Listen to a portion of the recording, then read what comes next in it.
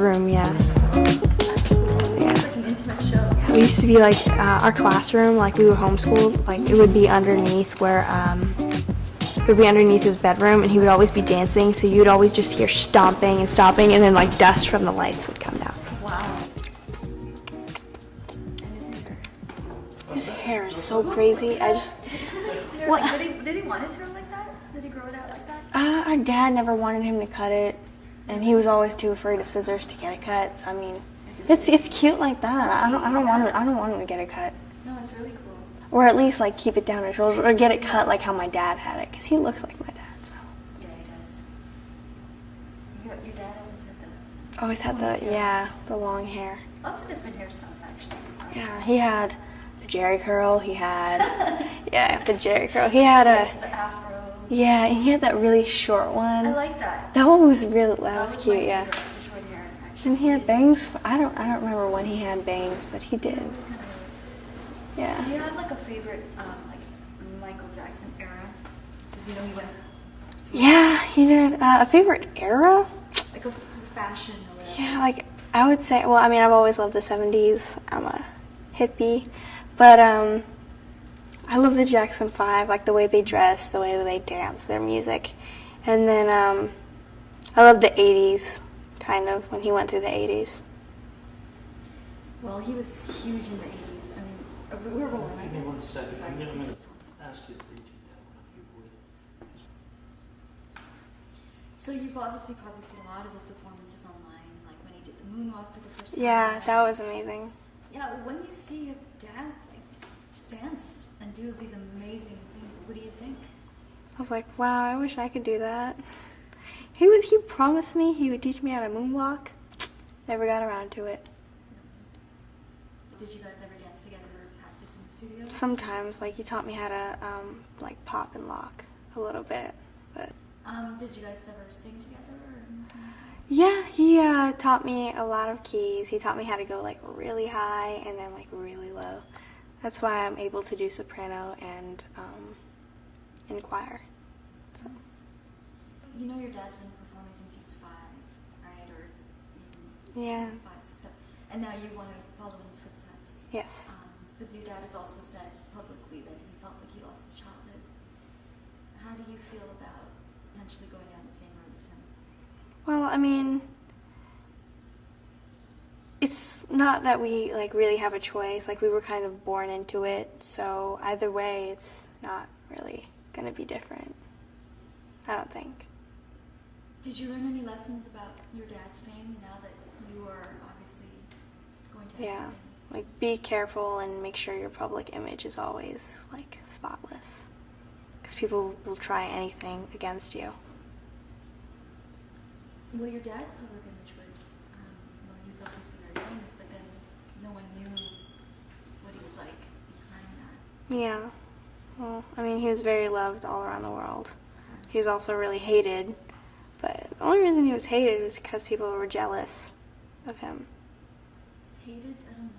It's a strong word. A lot of people there are a lot of bad people out there. Is that what your dad told you, or do you feel? Yeah. So, how do you plan on getting around that?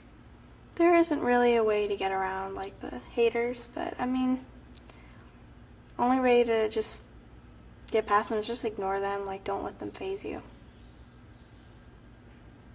What do you want the world now to know about your dad that they may not have ever been able to learn? Well, I mean, he was just an awesome, like down-to-earth, old soul. He was awesome. Old soul. Yeah. What was your relationship like with him? What was the dynamic? Well, we were like, he was my best friend.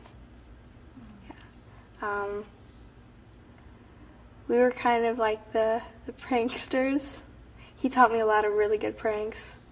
And every time like we had guests, like we had like family or like the cousins or just like family friends, like we would always mess with them. It was fun. In Ireland, there was actually a lot more freedom. We could like, there was a lot of land, so we could just like run around. And they had this dog. Her name was Rosie. She was a border collie. She was like our favorite thing. And when it would rain, she would just like wait outside our door and like paw the door, and we would let her in. And our dad would get mad. We would like ruin our towels drying her off. He would come downstairs and he would see the dog sitting on the couch by the fire. He's like, what is that dog doing there? He would get so mad. Like, he loved animals, but it's just, he doesn't like them like dirtying up the place. But Was he a freak? huh? He was, yeah. He's a Virgo.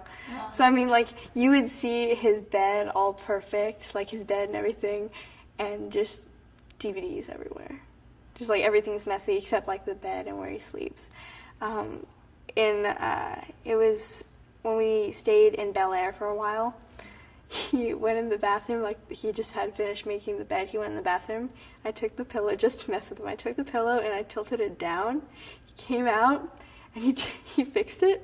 Then when he wasn't looking, I turned it down again. And then he looked at the pillow and he looked at me and he looked at the pillow. He fixed it and he's like, don't you dare touch it.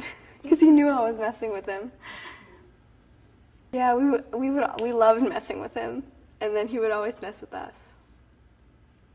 So when you guys went to Ireland and all that, a lot of people didn't really know he was there, right? Yeah, a lot of people didn't know he was there. Like, we were kind of in like a secluded place, but there was a lot of land there. That must have been fun for you guys. Yeah, it was really fun. There were like these rainbow mushrooms. Like, it's hard to explain. Like, you would step on the mushroom and it would change colors. I've never heard of that before. I guess a bit of a departure from the life of like that. Yeah, it was fun. It was kind of like he kind of had a break from being him. Like, he could just sit at home and chill.